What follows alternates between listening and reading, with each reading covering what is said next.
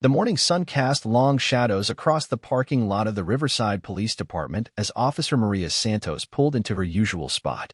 She had been working the force for 8 years, and nothing much surprised her anymore. Domestic disputes, traffic violations, the occasional break-in, it was all routine. But as she stepped out of her patrol car, she noticed something unusual near the front entrance of the station. A large German Shepherd sat perfectly still by the glass doors, his dark eyes fixed on the building. The dog's coat was a rich mixture of black and tan, well-groomed despite appearing to have traveled some distance.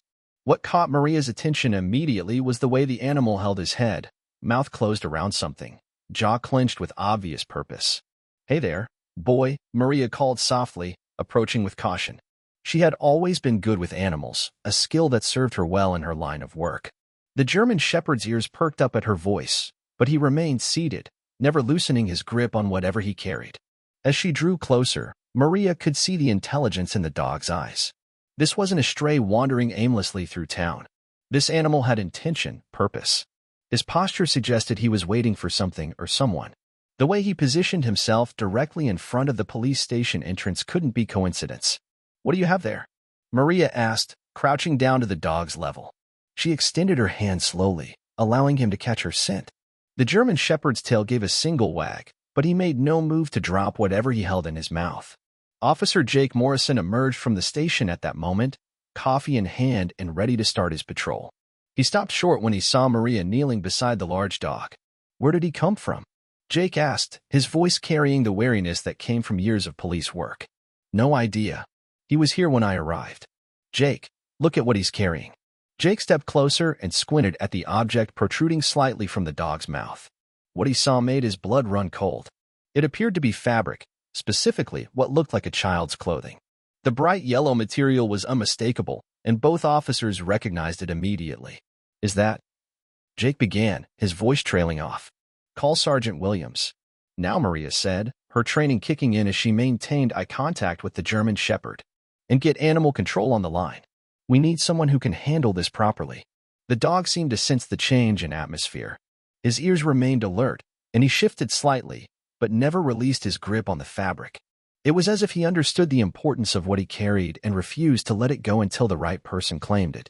Within minutes, Sergeant Williams appeared at the entrance, followed by Detective Lisa Chin, who had been reviewing case files when the call came through. The moment Detective Chin saw the yellow fabric, her face went pale.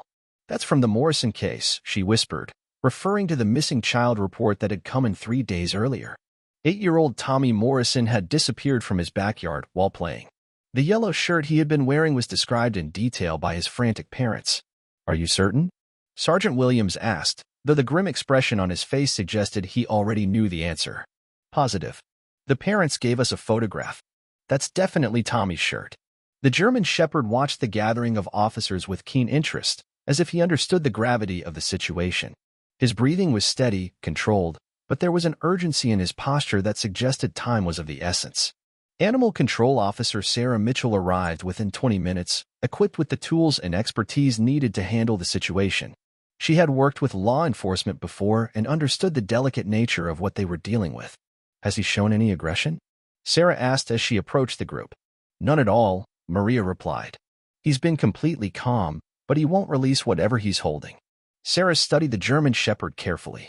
"This is a well-trained dog. Look at his posture, his focus. Someone has worked with this animal extensively. He's not just carrying that fabric randomly. He brought it here deliberately." The implications of Sarah's observation hung heavy in the air. If the dog had brought evidence of the missing child to the police station intentionally, it suggested he knew where Tommy was, or at least where he had been. Detective Chin knelt down beside the German Shepherd, speaking in the gentle tone she reserved for interviewing child witnesses. "Hey there, buddy. You're trying to help us, aren't you? You want to show us something important." The dog's tail wagged slightly, and for a moment, his grip on the fabric seemed to loosen. But then he tightened his jaw again, as if remembering the importance of his mission. "We need to follow him," Detective Chin said, standing up and brushing dust from her knees. "If he brought this here, he can lead us back to where he found it." Sergeant Williams nodded grimly. "Chin, take Morrison with you. Santos, I want you to coordinate with dispatch. If this dog leads us to the boy, we'll need backup and medical support ready." The German Shepherd seemed to understand that his message had been received. He stood up slowly, the yellow fabric still secure in his mouth, and began walking toward the parking lot. His movements were deliberate, purposeful, as if he had been planning this moment. Detective Chin and Officer Morrison followed the dog to their patrol car. To their amazement, the German Shepherd walked directly to the passenger side and sat down, looking up at them expectantly. "He wants to ride with us," Morrison observed, shaking his head in disbelief. "This is the most unusual case I've ever worked," Chin replied, opening the back door of the patrol car. The German Shepherd jumped in without hesitation, settling onto the seat while maintaining his grip on the evidence.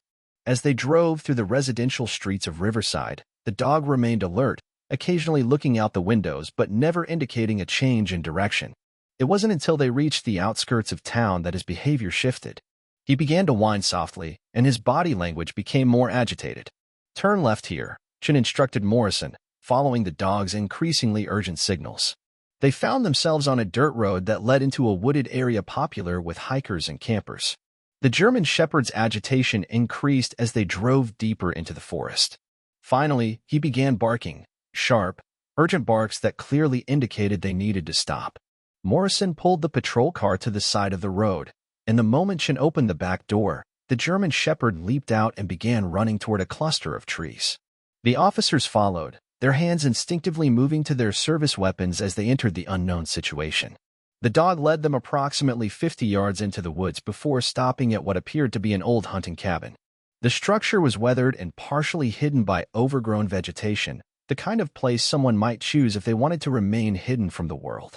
The German Shepherd dropped the yellow fabric at Chin's feet and began circling the cabin, his nose to the ground. His behavior suggested he was tracking a scent, following a trail that led around the building. "Tommy," Chin called out, her voice echoing through the trees. "Tommy Morrison, can you hear me?" A faint sound came from inside the cabin, a muffled cry that made both officers' hearts race. Morrison immediately radioed for backup and medical support while Chin approached the cabin door. The German Shepherd had positioned himself at what appeared to be a cellar entrance on the side of the building. He was pawing at the wooden door and whining, his distress obvious. "Down here," Chin called to Morrison. The cellar. The wooden door was secured with a simple latch, but it was clear that someone had been keeping it closed from the outside. Chin's hands trembled slightly as she lifted the latch and pulled the door open. In the dim light below, they could see a small figure huddled in the corner. Tommy Morrison, alive but frightened, looked up at them with wide eyes filled with hope and terror. "It's okay, Tommy," Chin said, her voice gentle but strong. "We're police officers. We're here to take you home to your mom and dad." As Morrison climbed down into the cellar to help the boy, Chin noticed the German Shepherd had followed them. The dog approached Tommy slowly, his tail wagging gently, and the child's face lit up with recognition. "Rex," Tommy cried, throwing his arms around the dog's neck. "I knew you'd find help. I knew you would." The pieces of the puzzle began falling into place. Rex wasn't just any German Shepherd. He was Tommy's dog, a loyal companion who had somehow escaped when his young master was taken. The dog had spent 3 days searching, tracking, and finally locating the cabin where Tommy was being held. "How did he get away?" Chin asked Tommy as they helped him out of the cellar. "The bad man didn't see Rex hiding in the bushes when he took me," Tommy explained, his voice shaky but growing stronger. "Rex followed us, but he couldn't get to me. He tried to dig under the door, but it was too hard. So he went to get help." The sound of approaching sirens filled the air as backup units and medical personnel arrived on the scene. Tommy was quickly examined by paramedics and found to be physically unharmed, though understandably traumatized by his ordeal. As the investigation continued, officers discovered evidence that led to the arrest of a man who had been living in the area and had been watching Tommy's family for weeks. The perpetrator had fled the scene sometime during the night, but the evidence Rex had preserved would be crucial in building a case against him. Rex remained close to Tommy throughout the rescue operation, as if making up for the 3 days he had been unable to protect his young master. The bond between the boy and his dog was evident to everyone present, and it was clear that Rex's intelligence and loyalty had saved Tommy's life. Detective Chin found herself thinking about the case for weeks afterward. In her 15 years of law enforcement, she had never encountered anything quite like it. A dog who understood the concept of seeking help from police, who could navigate through town to find the station, and who had the presence of mind to bring evidence. It was almost beyond belief. The story quickly spread throughout the department and then to local media. Rex became something of a celebrity, though he seemed more interested in staying close to Tommy than in the attention he was receiving. The German Shepherd had demonstrated a level of intelligence and loyalty that reminded everyone why dogs had earned the title of man's best friend. Tommy's parents were overwhelmed with gratitude, not just for their son's safe return, but for the remarkable dog who had made it possible. They had always known Rex was special, but they had never imagined he was capable of such extraordinary action. The case also highlighted the importance of the human-animal bond and the incredible capabilities of working dogs.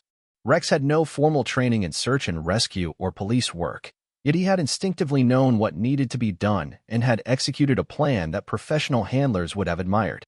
As the weeks passed and the legal proceedings began, Rex returned to his normal life as Tommy's companion and protector. But the officers at the Riverside Police Department would never forget the morning when a German Shepherd appeared at their door with evidence of a crime, leading them to a successful rescue that might not have been possible without his intervention. The yellow fabric that Rex had carried so carefully was processed as evidence, and it provided crucial DNA evidence that helped convict Tommy's abductor. The case became a textbook example of how animals could contribute to law enforcement efforts, though few expected to see such an extraordinary example again. Officer Santos often thought about that morning when she saw Rex around town with Tommy. The dog would always acknowledge her with a tail wag and what seemed like a knowing look, as if they shared a special understanding of what had transpired that day. The story of Rex and Tommy became part of local legend, a reminder that heroes come in all forms and that sometimes the most unlikely sources can provide the help we need most. For the officers involved, it reinforced their belief in the importance of paying attention to every detail, no matter how unusual it might seem. Rex had shown them that intelligence, loyalty, and determination could overcome seemingly impossible odds. His actions had not only saved a child's life but had also reminded everyone involved why they had chosen careers in service to others. Sometimes the most profound lessons come from the most unexpected teachers, and Rex had taught them all something about courage, dedication, and the power of never giving up on someone you love.